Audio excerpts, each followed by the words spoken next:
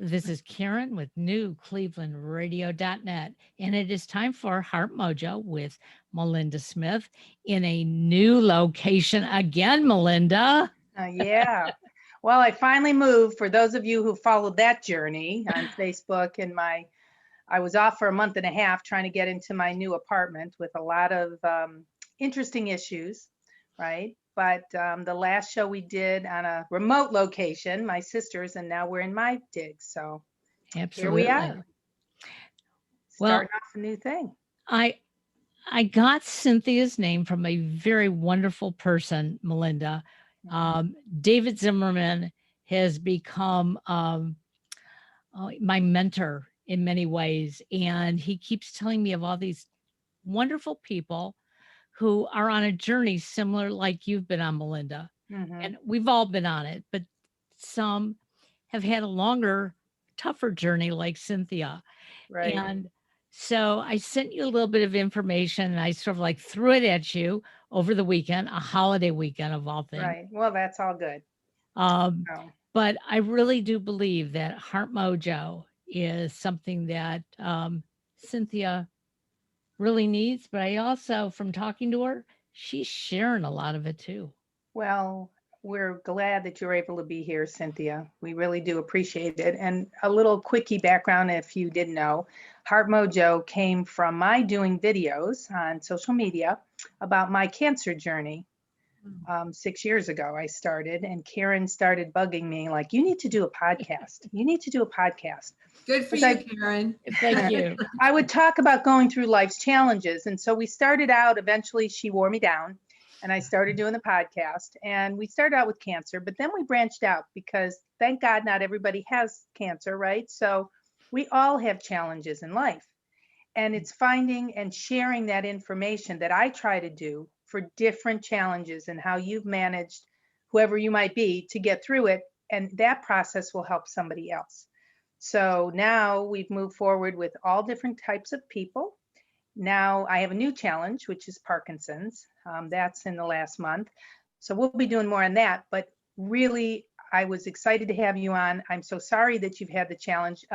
I looked up what your challenge has been, and it's called Complex Regional Pain Syndrome, which I'd never heard of. But is it RSD? Is it similar to that? Aha. Yes, it is the same disease. It's Oh, just renamed. Yes. oh, so I Just do to know make what it it is. difficult. You do know what it is. Because I was going to say, I'm disappointed that you haven't heard of it. But it Yeah. was renamed, and I didn't realize that because in reading about it, it sounded just like RSD, which I had a friend that had that, and it just is a relentless pain. Yeah. So, It's also known as a suicide disease. A mhm, lot of people just they're not able to survive it, and it can spread. And that's what it did with me. I have full body CRPS, and that started over 38 years ago when I was a ballerina. I was at the ballet bar, and I had an injury, and that triggered CRPS mhm. in my right hamstring, and then that moved bilaterally, and then up into my vocal cords and my throat. And so Oh I my couldn't goodness. speak I couldn't speak for 5 years. I was bedridden for 10 years. And it moved into both arms. One arm is in a severe contracture. And then what happens with so often with CRPS is it kicks off a lot of other, comorbidities, a lot of other diseases. So I have lupus and MS and GMJ and pelvic pain. It just kind of goes on and on. So I have 19 comorbidities, and yeah, so it's just been, the worst I think is probably chronic fatigue syndrome. I didn't really sleep restoratively for about 20 years, and that is relentless. It's either pain or fatigue, and it's really hard, and it's a matter of learning how to survive with so Mhm. many challenges, and then how to live well, not just to survive but to live well. So To enjoy your life, uh, I don't whatever you can. as much as I can, I come from a lot of trauma in my background. I was just sharing with Karen before this show that I wasn't sharing a lot of this, but I have a lot of what's called generational trauma Mhm. and ACEs, adverse childhood experiences. My father was very abusive to my mother. I saw that. Mhm. He then jumped off of a bridge when I was just 8. And I was a fixer of, the entire family, and very dysfunctional, a lot of alcoholism, mental illness, just kind of goes on and on. So trauma, sadly, it leads to adult onset illness and very often pain. So at least I understand, I'm understanding why all this happened to me. And so that helps. And also I'm learning how to reverse some of the damage, so I'm doing a lot of trauma release now, which is really fascinating. And so that I could talk for easily 45 minutes on that. Reading constantly about trauma. And also John and I, my partner, John, I'm so lucky to have the most wonderful hubby in the world. We've been together since we were 19, and family doesn't support us. Except my mother was incredible, but she has advanced Alzheimer's. And then his father was, and his mom, but they both passed away. So, and we couldn't have children because I had a procedure that made it impossible. Shouldn't have ever been done. So we couldn't have children. So it's more sadness, and you have to build on, the people that are with you and support you. We have extraordinary people in our lives. So I just feel like the world, I guess John and I kind of look at the world as the whole world is half full, so yeah, you said joyful or happy. I look more for meaning than for happiness. To me, helping people, finding things that give my life meaning, I guess that's what brings joy. And that's what makes me happy at this point. Whereas before, as a performer, gosh, I was kind of always happy because I was always doing what I love to do. Right. Yeah. I think, part of the reason why I went to social media when I was diagnosed is it was a way for me to do exactly what you said, go through that pain, try to find meaning to it, give back. If I could help one person with whatever they were going through, I'm not going to say I wanted to go through it, but it made the time and everything worth it, I guess, for the moment anyway, to help. Yeah, it's hard it's a major project to figure out, why this happened. I don't spend a lot of time, except I was just talking about trauma, but that sort of came to me in the pain world. Now people are understanding that trauma causes pain. Well, I know a lot of autoimmune things happen. So for instance, I started out with fibromyalgia, and I, like you, had an abusive father, an alcoholic father. A lot of things happened when I was young, but I always found a way to deal with it. For me, it was actually music, but I would put it under. But I think it bubbles out in some way physically. And so eventually, that's what happened to you. That's more than likely what happened to me. Many people who develop fibromyalgia and chronic fatigue, they've had very abusive situations, or they've had horrible accidents, physical trauma. So I think that's what you're talking about with this. It's almost like an autoimmune disorder of the body, the whole body. Well, and we found out with CRPS, the complex regional pain syndrome. It's very interesting because my practitioner, because I've had cancer recently as well, and I was told that the cancer had returned. We found out later that it hadn't, but she learned a lot about CRPS and the fact that it's like adult children of alcoholics. We come from these dysfunctional families, and early on, the family chooses who the fixer is going to be. They choose the functional one. I know. I knew you were. I know that about you. And we're all like AAA personalities, and we're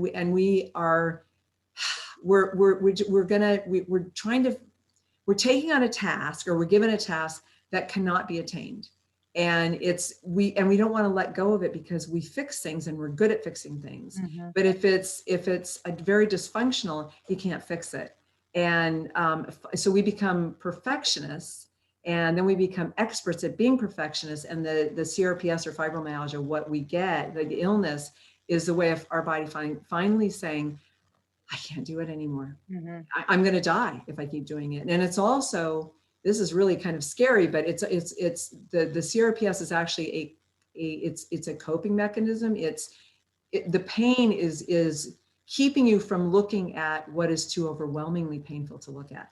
So the disease is actually protecting us from, they're probably repressed memories. What I'm releasing now they've been repressed, and it's fascinating. And and interestingly to me, it's very painful to release the memories. It's the trauma, I should say. Actually, when I'm looking at the screen with my practitioner, Kathy, and I'm releasing it, I'm reliving the trauma, and I can release it because of what she's doing. She's moving my eyes. She's having me move my eyes, and we do something called one eye integration. And it's so painful. It feels like my face is going to explode. And then I get really, really tired. And Kathy's told me that means that I'm releasing trauma that's so old that it's probably from before I was verbal. Mhm. And so it's a lot of working with the inner child, and it's just fascinating work. There's so many books out right now about trauma. One is called The Body Keeps the Score. It's like number 12 on Amazon. This is like the thing now. It's what we're learning about, which I'm so excited about, because I don't feel like it's a piece of the pain puzzle. I feel like this is the puzzle. Mhm. Yeah. And there are ways to turn it around too. I imagine some of this came out because of all the trauma of this past year with COVID. Oddly for me, because I've been, that could be. I mean, in general, maybe not necessarily for you, but right. with the world. Probably, yeah. For me, COVID really wasn't difficult because I'd been isolated so much of my life. So for John and me, it was kind of like, yeah, really, yeah. It's just, I mean, it was different, but it was sort of like, I think to us, it was kind of a comfort because we weren't going through the isolation alone. Right. And so that helped us. And also I was going through chemotherapy. You know, I got a diagnosis of triple negative breast cancer I started treatment, I should say, shortly before COVID. And so I was on, I think I'd had 6 infusions, and I was going lower and slower because I was doing everything, you know, integratively. Mhm. And so I was really just starting when COVID took off. And so we couldn't make a mistake because, you know, I was told if I got a cold, I wouldn't survive it, you know, because we did so much chemotherapy. So that was the difficult part for us. And You mentioned something, Cynthia, about um, learning how to sort of like release the pain. And I find that interesting because about 6 years ago, I was diagnosed with something called lichen planus. And most people, when they get it and it stays for a little bit and it goes away. And it's an autoimmune disease.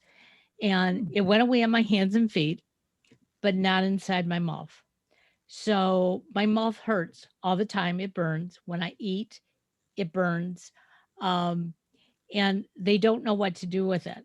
However, when it's at its height, if I allow myself to think about, and sometimes it is something that may have happened in the past that upset me, if I allow that to go through, I can actually reduce the pain in my mouth. And my doctors tell me I'm crazy. Yeah, well, you're not crazy. you're not crazy. That's so interesting. Well, distraction really works. I happen to be a singer and a piano player. Like, I'm sorry, Melinda, you were saying you love music, but Yeah. that can really help. I mean, and also like I do meditation every day, and mindfulness meditation, and I always like to do guided meditation. And my guide, I say my guide, I get her on YouTube, but she talks about having a negative feeling just float right through you, but don't hold on to it. Don't follow the thought. You know, I love that when she helps me with that, because I like to stay in a real positive place. And because I mean, our cells, every cell in our body is always listening to our thoughts, and we can choose positive thoughts, or we can just have this really negative narrative going on. So I think it's really important. What you're doing, I think, is great self-care, which I am really, really big on. And there are so many ways that we can take care of ourselves. And like, I'm glad that your hands and feet are better. And I think that your mouth will get better. I think that with autoimmune diseases, so many of them with time, they do burn out to a point, you know? So I think that will happen, but you don't have to wait. I think narrative therapy is huge. I know that you like to write. Yes. I actually went into a CRPS partial remission after writing my memoir with John, and he wrote a sort of an answer, John's take at the end of each chapter, except the last. So it was like the best couple counseling we ever went through. And also I switched over to integrative medicine. I would also recommend that for you, because these are doctors who understand pain, and they will not say that it's in your head. They get it. And they will also choose non-invasive therapies. always first, so there are so many things. And also, it's so important that we take care of ourselves, have really healthy lifestyle choices. I should say make healthy lifestyle choices. I eat a really healthy plant-based diet. I exercise, I move. I mean, I swam a mile this morning. I can't walk half a block. I use a wheelchair. I can swim a mile. Warm water. It's so healing. So soothing. Oh, it's just like, I don't feel good if I don't swim. And I also do ballet Pilates, and I can do that on the floor, on a mat, and Feldenkrais. And so movement, stress management is so big. Also huge is sleep, and I didn't sleep for about 20 years because of chronic fatigue syndrome and fibromyalgia. And since chemotherapy, I'm sleeping pretty good. It's crazy. It's like, how did that cure the fibromyalgia? It's weird, but also I'm getting in bed very early, and I'm an overworker. I just like work. I love to be with people. But I've learned that I can sleep better, and I feel so much better if I get in bed. I try to get in bed by 8:30. Even though I don't go to sleep. That would be late your time. I don't even get home from work most days till, around 8 o'clock. So see, and I almost go from work to bed. That's hard. But you know what? I don't go to sleep. I stay in bed. I stay with my kitties. I maybe listen to talk radio. I turn my phone off, really wind down. Sometimes I meditate in bed, and then I fall asleep by about 11. The same time I used to fall asleep, but I sleep much better. Before you had the fibromyalgia and all of those things, were you a person who didn't sleep a lot or need a lot of sleep? Because I've been that way my whole life. Like, I wouldn't go to bed till 12 or 1 when I was a little kid, and then be up at 6 to go to school. Wow. No, I never had that. I always needed 8 hours, and I always slept beautifully. Yeah, no, I was never a long sleeper, and I'm finding that I should, with the new recent diagnosis, take that rest. It's very hard for me, because I was always of the mindset, I'll sleep when I'm dead. Did you ever hear that phrase? Yes. Yeah, I don't like that. Yeah. Because I think after you're dead, we don't sleep. But that's what it always goes through my mind. I have a million things to do. I need to get it all done. You're such a type A personality. I am. Yeah. And sometimes, like, what happens with me now that I can sleep well, I do get, I become like an insomniac a bit, because I'm thinking. Or maybe I'll wake up early and I'm thinking. And I remember my surrogate father always saying, Cynthia, worrying never solved the problem. And I try to, breathe deeply. And sometimes I turn on a meditation tape to help myself go back to sleep. It's just so important, because when we sleep, that's when our body's repairing itself. And I know this. I really do know this. I just don't always follow my own rules. If I was talking to you, I would tell you that, right? But yeah, it's like, do as I say, right? Yeah, not as I do. Exactly. But for me, water, when you mentioned the warm water, the ocean, for us, Lake Erie, that's all I got right here, right now, but I'll take it. Yeah. But the ocean is my rejuvenation spot. If I really can't, and I'm a fire sign, I'm a Leo, so you wouldn't think water would be my thing, but it is. It's what brings me grounded. It's what makes me feel connected. So if I could live on the water, I'd do it in a heartbeat. I know people always say people always say you should move to Venice. Yeah. And swim. I love it. And I always tell women in pain, to get in warm. I always say warm water. Cold water isn't good for me. I've gotten sick from getting into cold water, gotten upper respiratory infections, and it's a good way to get an infection. But warm water is just so good, unless you move really fast, Yeah. It's so good for us. And I hear every excuse, and generally it's like, I have to get my hair wet. It's like, women, we got to just take the plunge and get in that warm water. And I also hear a lot, well, I don't know how to swim, but there's so many things that you can do in warm water. Once COVID is over, we can take Pilates classes, or just any kind of aerobics class, or, you can wear a water belt and just do deep water. Like when actually a physical therapist broke my arm, and they didn't diagnose it for a year, and then I chose not to do surgery. Instead, I used that water belt because I couldn't swim laps. And I just moved. Like, there's so many exercises you can do if you can't swim, and you can't drown. You can't sink, so I mean, you can stay in the shallow end. You know, I Right. mean, I just think warm water is No, I like, to me, it's totally like agree. being in medicine with no side effects, except you feel better, you know? And whenever I have pain, my best girlfriend, she recently passed, but she always said, Cynthia, get in the water. And she was always right. It always makes my pain better. So I just want to jump back for a minute and say, how did you end up with that diagnosis? You said you had the pain in your leg, started with ballet. By the way, I was in ballet when I was younger too. Okay, good. I'm not surprised. Horrible leg pains, horrible during the time, and I ended up quitting because of that. But Huh. that's another story. Yeah. So how did you reach that diagnosis? Because just to get, so my first diagnosis of fibromyalgia took 2 years to just get that. And then I developed truncal dystonia, which is also something that's odd. And it took another 2, 3 years. Each time I had it with a child. So I have two sons. The first son, I developed fibromyalgia, the stress on my body. The second Interesting. time I developed the truncal dystonia.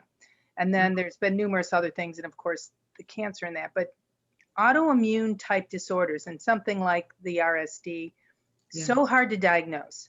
So no one wants to believe you about what's going on. So how did you get to that point? How did somebody come up and say, this is what I think you have? So that's a long story. I was told for the first 13 and a half years, horrible things like, you're crazy. I just did a CD. It's called Crazy. From dedicated to women in pain who know they're not. I'm sending it to people, so it's right here. We'll have to get that. Yeah, I was told, you're crazy. You're making it up. You like the secondary gain that you're getting from your You want attention attention. partner. Yeah, which, like, I was show business. I lived to perform, and I'd lost everything. And so none of it made sense. I was told, you're folding up your arm with your mind, just the way one levitates oneself. The worst thing I was told, you're making a mountain out of a molehill. They'd pat me on the head. Mhm. I was, the worst thing I was told was, you're only a woman anyway. It doesn't really matter. Why don't you just shoot yourself in the head? Oh my So God. I started bringing John in with me because I wanted everything witnessed, and they never wrote these things down. But yeah, so I was just abused for the first 13 and a half years. And so that's where, you know, really survival comes in. I mean, because I lost all hope, you know, I mean, I had really lost my life, and so had John. And I didn't see any future. I'd lost my purpose was to perform. My whole life was planned. I was a singer, dancer, and actor. And I just gotten a part on the TV show Fame, a good part, when this happened. And I got very depressed. I had a lot of anxiety. I was suicidal for a lot of the 10 years of being bedridden during all of this. It was such a nightmare. And I couldn't speak for about 5 of those years. And so I used sign language and with John, and I wrote on a board, and it was just John and my mom, you know, and who stuck by me. So, because everybody leaves with this disease. And so finally, John he wanted to see my internist more. And so he had her become his doctor. I don't want to say made her become his doctor, just so we could talk about my problems more. And she told him the diagnosis. And then I was getting a lot of media, and they pulled it back whenever I did like a major piece of media. They pulled it back. And so finally I went I was in Kaiser in an HMO, and I was doing a lot of HMO reform. And I went outside of Kaiser, and once I knew the name of what I had, but they kept pulling it away. And so I went to another doctor who gave me the diagnosis, and he kept it. And so I've had it ever since, but it took 13 and a half years to get that diagnosis. And I lost my chance of getting better, getting well. What did they tell you to do about it? I mean, you've told me you've gone to alternative medicine and things like that, but what did they tell you to do, like an average doctor for this? Well, honestly, they didn't tell me to do anything because they said I was making it up. So I really didn't get any help. Somebody told me to ice my injury, and then I learned later that ice spread CRPS. So that's one of the reasons I'm sure it spread through my body. And also I was so stressed out from being abused that, I mean, this is just more trauma, you know, Right. a lot of really serious trauma that was making me sicker. And I'm sure that's why I have such a severe case, and it spread through my body fairly rapidly. So it was, I never gave up, but I learned that the doctors weren't putting my health first and foremost. I learned that they didn't really care. I mean, that's a sad thing to say, but that's just something I know about medicine. I learned not to trust doctors. That's sad, but I had to learn that. And I had to learn to be my own advocate. I believed in myself, and John and I believed in each other. And I didn't think I'd ever get a diagnosis, but I believed that I had something to offer the world, and I believed that I deserved to be here. And so I guess, does that answer the question? Sort Well, of.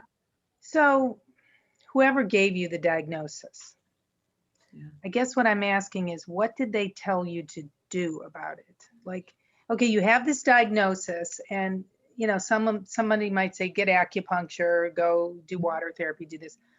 What did they tell you to do about it? And have you found and met other people that may have this, right? Yeah. And is there what they need to do different than what you need to do, since it's an emotional trauma piece to it? Because everybody's trauma is different, right? Right. Yeah, it's hard to answer this question because they really didn't tell me to do anything other than they wanted to give me surgeries, and surgery spreads CRPS. So they wanted to give me, they wanted to give me an intrathecal pump implant, spinal cord stimulators. They wanted to give me 2 of those. I said no. They wanted to give me a lot of opioids, and I said no. I just pretty much said no to what they offered me. And finally, I just kind of figured it out myself. They gave me a LEAP procedure for pre-cervical dysplasia, which that's why I couldn't have children. I just learned not to trust them. And so they wouldn't give me help, honestly. But when I left Western medicine, because I was being so abused, the doctor who actually gave me the diagnosis would call me and he would yell at me, and my pain would shoot through the roof. And because he would say, you have to have this, intrathecal pump, and he'd yell at me about, you need to have these surgeries, and he'd hang up on me, and my pain would just shoot through the roof. And I'd be crying, and John said, you're not going to go back there. And finally I'm getting all choked up because it was so abusive. Oh yeah. And so I finally left, and I switched to integrative medicine. And that's when I was finally believed. And that's when I started acupuncture. And I also, it was about, I had to accept that I wasn't going to get well. That was huge. And I had to accept that I wasn't going to be in show business anymore. And then I bet I had this new passion. I wanted to help people with pain. And so I started a nonprofit. So that, I think that really helped me. I know it did. Meaningful work, returning to things that gave me joy, writing about it, writing our memoir together. I know that's part of why I went into a partial remission, and that and switching to integrative medicine, where I was believed, and where I'm literally given trigger point injections. I was taught how to take care of myself. So I believe that so much of our care, it's really all in our hands, and with my first integrative doctor, when I would tell him a problem, he would say, well, what do you think you should do? And that I love working as a team with my doctor. I love working with doctors who actually respect me and respect my opinion. And generally I would have just as good of an answer as they would have. But I love partnering with an integrative doctor. But there's no cure for what what you're talking about is so common, whether you're on the West Coast, East Coast, Midwest. My mother always used to laugh, and she'd say, all doctors do are practice medicine. That's why it's called the practice of Right. medicine. And, they don't have all the answers. And my father had a heart condition most of his life, and doctors just totally ignored it.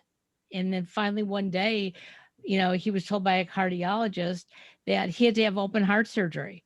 And he looked at them and he said, what are you talking about? And with that, he collapsed, and he ended up having open heart surgery, and he did very, very well. Good. But when we looked at his history, my father actually was born during the Spanish flu, and my father had rheumatic heart fever from it. So when you look at all those things, doctors, if they don't see it right away, it's like, don't worry about it. It'll go away. Okay. Or go on a diet, or do this or do that.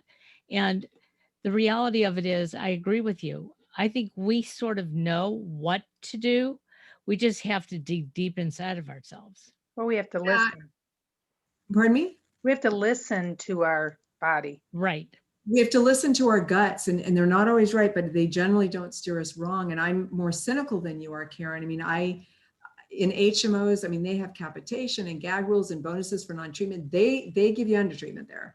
They don't want to treat you because it costs them money. And then if you get better insurance, which is what I have now after getting out, now they want to give you overtreatment. Right. And I was actually diagnosed with breast cancer about 22 years ago. It's called DCIS, and I learned about it. And they said without surgery, chemotherapy, and radiation, you have about 3 months to live. And I learned about DCIS, and I learned that really, for me, watch and wait is the way to go. And nothing ever came of it. I chose to watch and wait, and nothing came of it. Wow. I mean, that's a perfect example of overtreatment.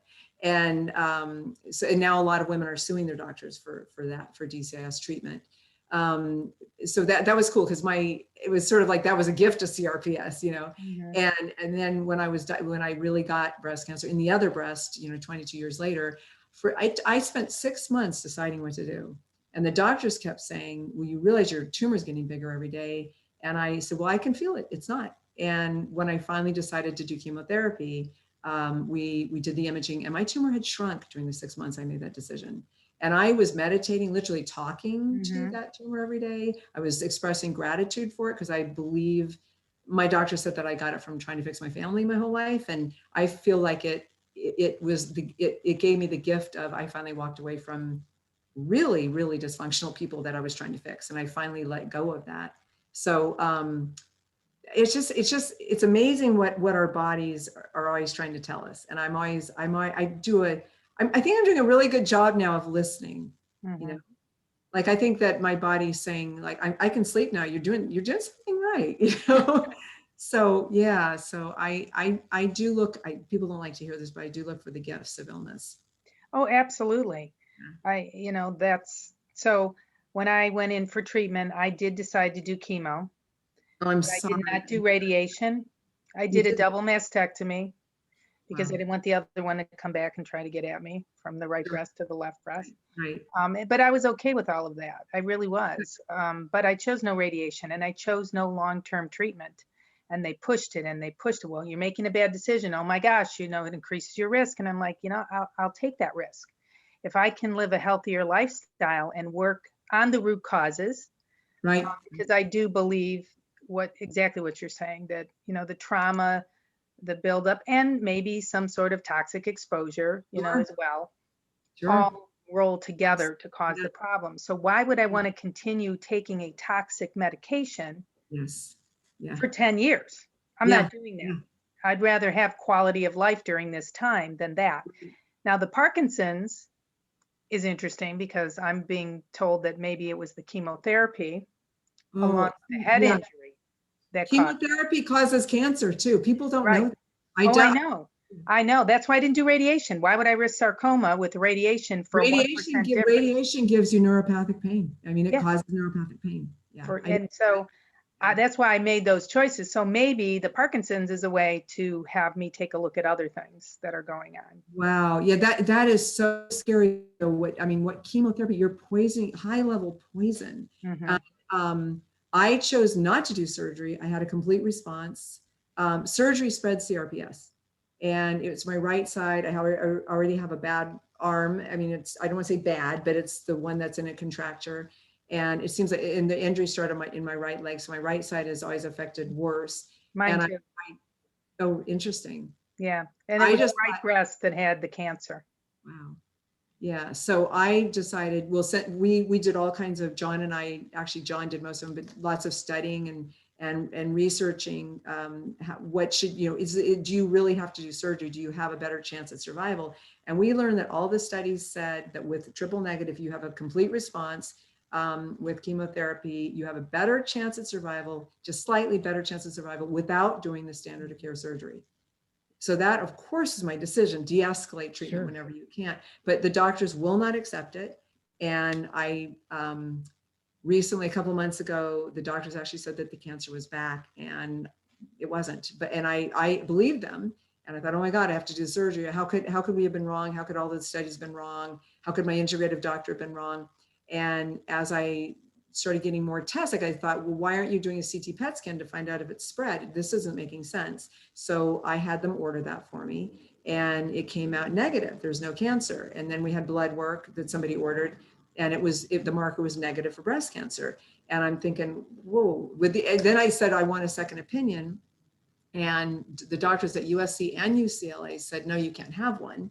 And who says that? You know, and Yeah. I said, why? And they both said, because whether you have cancer or not, you have to do the surgery. So Wow. then I started thinking, wait, are they trying to get me to do the surgery that they were trying to get me to do 6 months ago? And maybe they're not telling me the truth. So I found a new oncologist at City of Hope, world renowned. And she gave me much better imaging. We did an MRI rather than an ultrasound. And she said, as hard as we look, Cynthia, there's just no cancer. That's pretty scary. It is. I don't trust doctors, because remember, it's a business, it's lucrative business. And Well, I that's mean, true. Yep. Absolutely. You're Yeah, right so- about the insurance issues making a difference too. I know someone who had a very similar cancer to mine. The treatment that they offered me was way, way more than they offered that person because they didn't have any insurance. She They were didn't have- Medicaid. she didn't have the same insurance. They'll offer you whatever your insurance will pay for. It's not really the standard of care. It's what insurance will cover. That's a really good point. We should rename that, not standard of care, what insurance will cover care. And it's so You're sad. It's very sad. scary. Because we pay a lot for health care. You know, we worry about having health care. Everybody tells you have to have health care. Yeah. And integrative medicine is not covered. It's all a cash basis. And that makes it very hard for people because maybe they have the idea they want to do that type of care, but they don't have a choice if they don't have the money. That's such a good point, Melinda. And because I'm always pushing people to do integrative care, and I have to realize it's not covered. I had a doctor who just decided, I don't care that you're not covered. I am going to treat you. And I had two doctors actually do that in the same system for 18 years. And actually, when this last, your cancer's returned happened, it was at the same hospital. They got rid of him, and he's not my doctor anymore. Mhm. So it's like it's just that's not healthcare. It made me very, very sick. I'm still grieving that, and now I'm not covered because they're not bending the rules anymore. And it's really hard for me. I happen to know somebody who runs an integrative hospital somewhere else, and it's far away. UC Irvine, actually. So it's going to be like a 5-hour commute for me to go out there. I'm actually going to try something called osteopathic manipulation and trigger point injections with this doctor. I've done a telemed appointment, but only because through my work, I have a colleague who started this whole center. So her whole mission is to do integrative care. Susan Samueli, she's amazing. So that's how hopefully I'm going to still get integrative care. But it's really painful for me now, having been through so much, to not be able, due to the doctors, more abuse. I can no longer get acupuncture from my East-West doctor. So it's kind of not really worth going, and it's a new doctor and starting a new relationship. And it's just hurting the patient so much. So Right. Absolutely. Absolutely. Yeah, that's I appreciate you bringing that up. Yeah, well, believe me, I've been there. It's, I would prefer to do more of alternative medicine, more integrative medicine, but I just, at this point, don't have the finances to be able to do that. I do what I can, but it's certainly not what I think I really need. Right. And that's why, right. And that's so sad. And I think that's why it's so important that we take care of ourselves, practice self-care, do things that bring us joy, bring us meaning, be with people that we love to be with, do not be around toxic people. I was talking about sleep, exercise, diet. I mean, that's really the best thing a doctor will ever give you, but you don't need a doctor. And I actually still see an integrative doctor just to talk with them every month about how I'm doing. And there's always something that he says, that helps me. And also I found a way to get acupuncture that's very inexpensive. It's a sliding scale, and it's a nonprofit here in Los Angeles where actually everything's free. Once COVID's over, it will be covered. And so maybe there's something where you are, I hope so, and where everybody is, Well, that's good advice. I mean, you were able to find that with a little research, maybe there's a way I can put that out in my social media for the people who do hear this to say, hey, look for something that's a nonprofit. It's interesting. I can go see an alternative medicine person that's associated with the hospital that I go to, but they don't cover the extras. They don't cover the acupuncture. They don't cover any of that. You can see them, but you can't do what they're recommending, which I find very interesting. That's exactly what I'm in now. Yeah, it is what it sounded like. Like you could go talk to them and they'll give you a little nugget. But if you really want to do any of the services, it doesn't qualify. Well, yeah, I can get trigger point injections, and then I go to this other acupuncturist, Karen. well, I will tell you that there are ways to get some of this paid, but it takes a lot of research, and we had to go through it for my husband who's diabetic. And there are foundations out there that before COVID, they weren't covering anything. And now they are, because they're realizing that if we can be healthier, we probably won't get COVID or something similar to that. And so, for his diabetes, nobody ever wanted to really sit down and talk to him about what he should and shouldn't eat. And the funny part for him is sugar doesn't affect his sugar level. Okay. Wow. It's all the chemicals. So if he eats something pure sugar, he's fine. But if there's a lot of chemicals in it, it shoots it way out of control. And so we started doing research, and we have found foundations out there that are providing, treatment, and they'll provide it within the regular medical system. So, but it's work. It's work for all of us to do. It's work, and it's hard when you're sick to do that work. Yes. But yeah, but it's worth it. Yeah, the nonprofit out here that I'm talking about is called We Spark, and an actress named Nancy Allen. She did a lot of Brian De Palma movies younger. She gets like all these Hollywood people to raise money so that they pay for everything. So I feel like I'm lucky being here. And if you've ever had a cancer diagnosis, you're in for life. You can get treatment for life, and they pretty much offer everything. I mean, everything integrative. They believe in integrative. So that's really cool. And I'll bet you there's something where everybody lives. I mean, maybe in rural areas, it's harder, easier in a city, but it's out there, and it's such a kindness. I mean, it's real healing. And that's what I'm into is I'm not looking for a cure with cancer. Yeah. but with all these autoimmune diseases, I'm looking for better wellness. I mean, it seems like everybody's coming to me all the time saying, I'm still not well. I'm not cured. I'm not cured. And when is the medication going to be out? And I feel that they're at so much risk of, their life will be over. They're at risk of being at the end of their life and still waiting for the cure. And I think that we need to look at healing and better wellness instead. And I think acceptance is a huge part of dealing with chronic illness. It's chronic, it's persistent, it's high impact, and it's the more we sort of beat up on ourselves, because I think a lot of us blame ourselves. If we can let go, and also I think a big thing for me lately is letting go of expectations. And I just do the best I can, be the kindness I can, but just don't, if you don't, God, John's better at this than I am. You cannot have expectations. It's so hard, but I'm getting better at it, because my EMDR therapist was saying, Cynthia, you're wanting so many, I think she said, you're wanting so many things to stop, you're getting yourself stuck.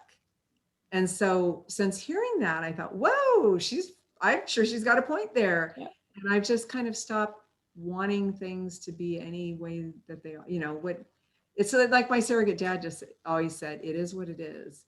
And, I say that a lot, but I think acceptance is part of healing. So even if you can't heal the whole, you can heal a good piece of it just by what you said. Look, I can only do so much per day. I have to accept that that's where I'm at. Now, there's a difference between being defeated and acceptance. I'm not talking about being defeated and being negative and saying, oh, woe is me, I can't do this.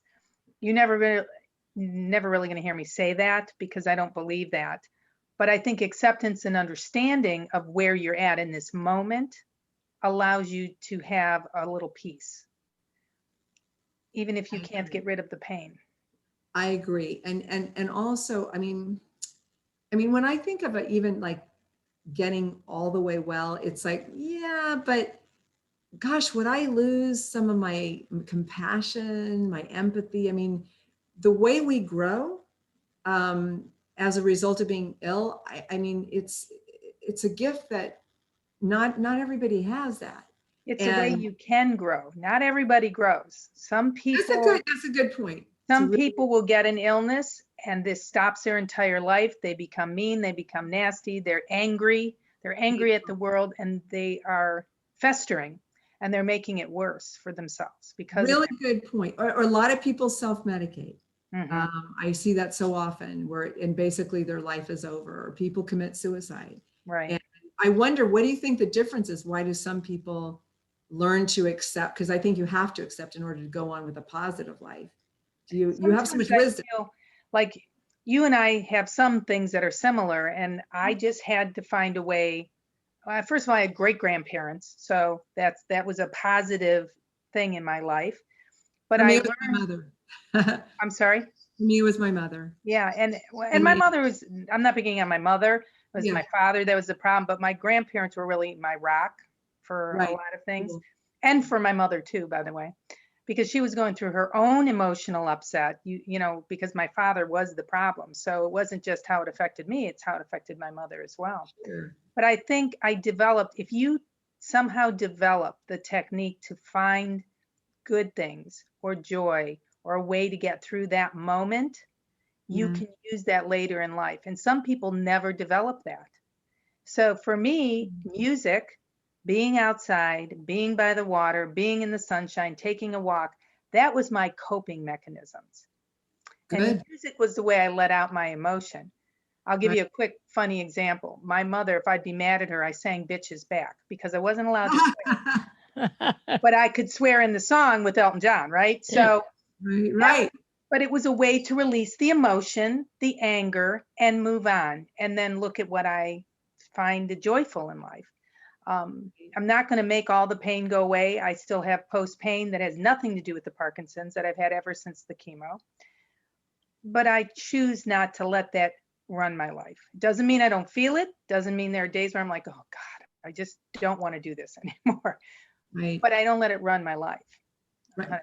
I think that's a trick, is not letting the pain define you. You know, Mhm. we have to have an identity other than pain. Pain is a part of us. You know, illness is a part of us, but we're so much more than that. Melinda and Cynthia and Karen are so much more than their pain or their illness. Mhm. I'm also wondering, like for me, gratitude is such a huge part of my Absolutely. coping. Every day. I mean, I sit down and I pray before I meditate. And I start with the gratitude, and then it's like, but I could use this, but there's, I do that too. But there's so much to be grateful for if you're able to see it. Right. I feel lucky that I'm really able to see that. Yeah, You've Yeah. got you've we got some are. good people around you Yeah. that, that makes a difference. Uh, Yes. and, I'm going to go back to the person who introduced us. I mean, David Zimmerman, he is phenomenal in introducing people to each other Right. who find a way to get through their challenges. And I love that because for a good portion of my life, I felt challenged. And like I told you off air, nobody wanted to believe me. How can you have migraines like that and still do your Mhm. work? How can you do what you're doing? And it got to the point I didn't want to tell anybody that I had a migraine, Yeah. but my eyes would droop and I actually would look horrible. And people would say to me, "What's wrong with you?" And it'd be like, "Oh, nothing. My eyes are down Yeah. to my cheeks." But I didn't want to feel that way. I wanted to live my life. And so I pushed through it. And luckily, I did find a neurologist who's working with me. And, you know, do I still get them? Yes, but I don't have one 24/7. And a lot of it is Thank you. attitude. I was going to say, Karen, you found ways, you walk, you've been doing other things. I think you found ways to deal with however you're Right. feeling that day. And it doesn't have to, like she pointed out, Cynthia pointed out, it doesn't have to define you for that day. Exactly. Um, Exactly. Before we run away, I pulled this up. So tell me about your book, Battle for Grace. There's so much to talk about, isn't there? Yeah, So and I know we're running out of time, and I want to get this in. now I want to talk about so many things. Because it's great talking with women who get it. And so yeah, Battle for Grace. I don't know. It was kind of a time when I thought, wow, I need to write this story. and then other people were sort of saying that to me at the same time. And I just knew that I had to write everything. And I was talking to Karen about this before we started the show, the podcast. But I wanted to write a memoir. I wanted to write it really raw, and I wanted to say the whole pain experience. And John told me, that you can't do that. I mean, there were two things he did not want me to write about. And Ron Kovic, who wrote Born on the 4th of July, is a friend of mine, and he was a tiebreaker, and he just says it all. And yeah, he just really helped me write everything. And it's very raw. It's a very raw book. It's the real experience. It's not sugar-coated. And people tell me that it saves them. And it's really interesting. And I had John write a take at the end of every chapter. And I didn't write it to make myself more well. That never occurred to me. But after we finished it, and we wrote like 3 times what's in there at least, because we needed to. I went into a partial CRPS remission. So I'm huge into narrative therapy, and I'm going to write a follow-up. Actually, I'm starting to think about, I'm going to do that, and what's going to be involved. But I really believe in narrative therapy as a way of healing. And I tell women in pain, just have a pad of paper and a pen next to your bed. And when you wake up, just write a stream of consciousness. And whatever you write, I promise will bring you better wellness. And it doesn't matter if you burn it, or frame it or publish it, John said bacon and cookies, whatever you want to do. and then bury it. But whatever you write is what it will help you. I absolutely believe in this now. I agree. And I think sometimes though, burning it isn't a bad thing. I Yeah. used to do that at New Year's, right? Put things that bothered me for the year, people I was angry with, or if I was hurt, you put it in and you symbolically burn it and let it go. I love the idea of letting it go. But my birthday's New Year's Eve. I usually Well, there you go. Mine's Christmas in July. So you're New Year's Eve on Christmas. There you go. Oh, you're Christmas. Wow. And Christmas in July. Christmas in July. Does that mean your birthday's in July? July 25th. Christmas in July, 6 months from. That's very cool. So do you get 2 birthdays or you get 1? No, but I make it a birthday month because, My mother says that everyone should get a birthday month. I agree. I know. I started doing that years ago. You might as well enjoy the month. Why not? Yeah, I was just, I was going to talk about being positive. When I got my cancer diagnosis, people kept telling me, including my mom, you have to be positive. And it was almost like they were shoving it down my throat. I'm like, okay. And then I spoke to a colleague, an integrative doctor, he's phenomenal. And I said, so how important is this positive thing? And he said, he laughed a little bit and he said, be authentic. And that really helped me.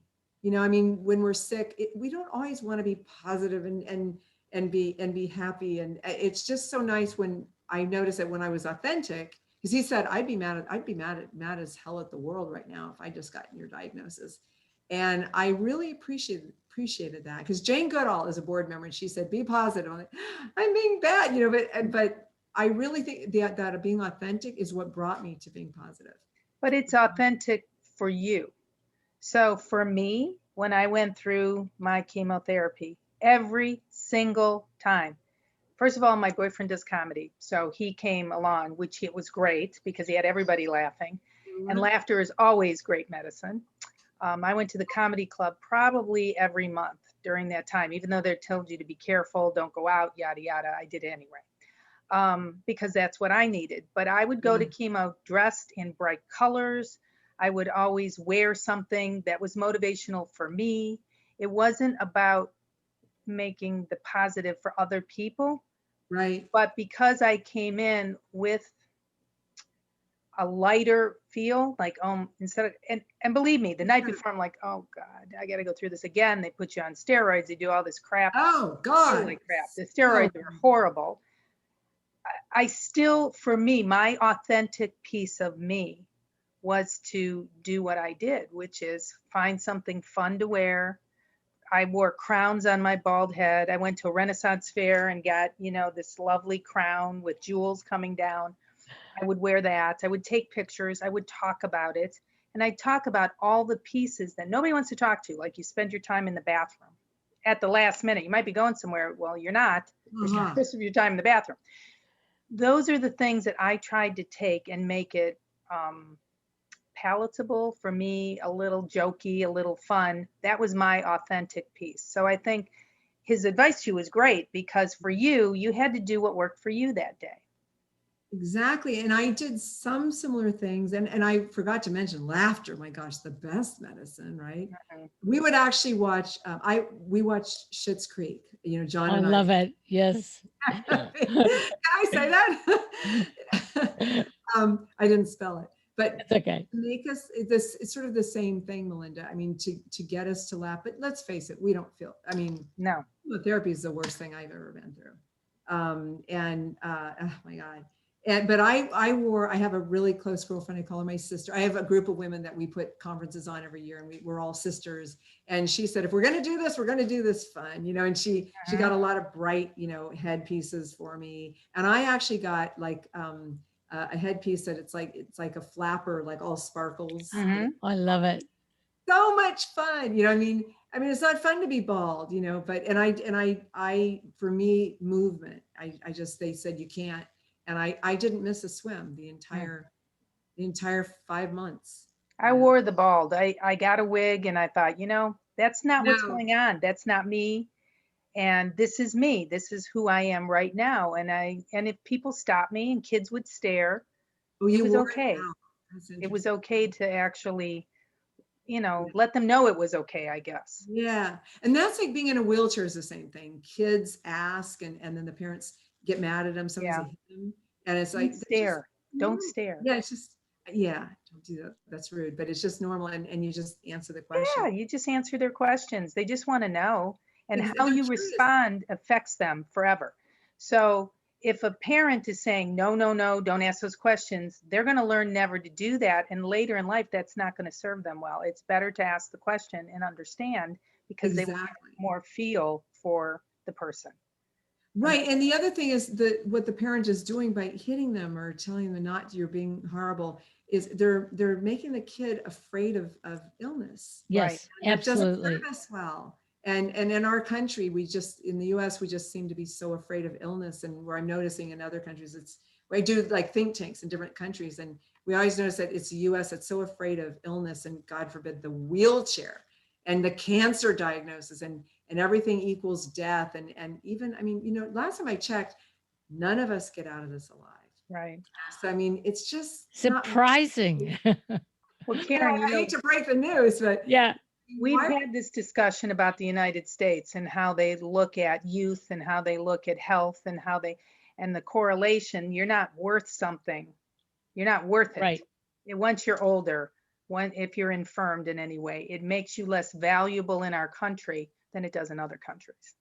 yeah, isn't that sad? But I was out recently in my wheelchair. It was actually a while ago because I didn't have much hair. I was still covering it with a headband. And my neighbor said, it's so good that people like you come out. I was like, well, who's got a disability here? There's something wrong with you. It's just, right. we decide if we're less than or we're not, Yeah.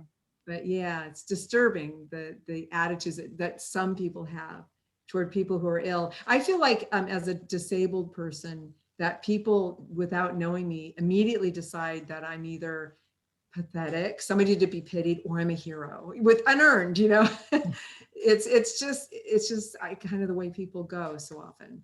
Yeah, we need to change that. Can we do that today on the show? I think so. Well, I think we've just done it. Getting through life's challenges, which is what this show started, about getting through my challenge and has moved forward. I think every time we do a conversation, we do put a little healing out there to fix the problem. Hopefully somebody will have a different opinion because they heard you today. Oh, they heard us, because I learned a heard lot us. from both of you. Thank you, Melinda and Karen. What a great conversation about Well, healing. And we're going to have you back because I was there's just so thinking much more. And I'd love to have John also participate we because get his we thoughts. don't, I would love that. we I would don't, we don't talk to the caregivers. We don't Exactly. understand what they go through.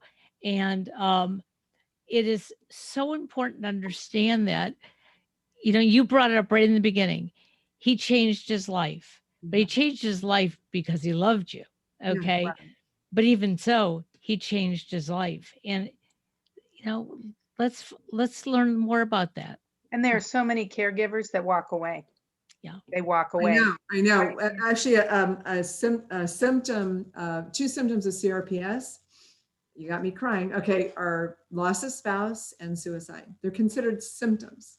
That's not good enough. Not at Well, all. we would love to have him on, so maybe you can talk to him and you guys can be on together. Caregiving is the industry I'm actually in. My day job. I work with a home care company. So Very, very cool. You're kind gonna of love falls right in. Karen just led right into that. I love it. Okay. It's the most important job in the world. Well, we appreciate having Thank you you. on. And again, David Zimmer, if you're listening to this, thank you. Thank you so much, Dave. Bring the And if best you're not, people. why not? That's right. I'm sure he is. Have a great day, everybody. Talk to you Bye. soon. Take care. Thank you. Thank you, everyone. Bye-bye.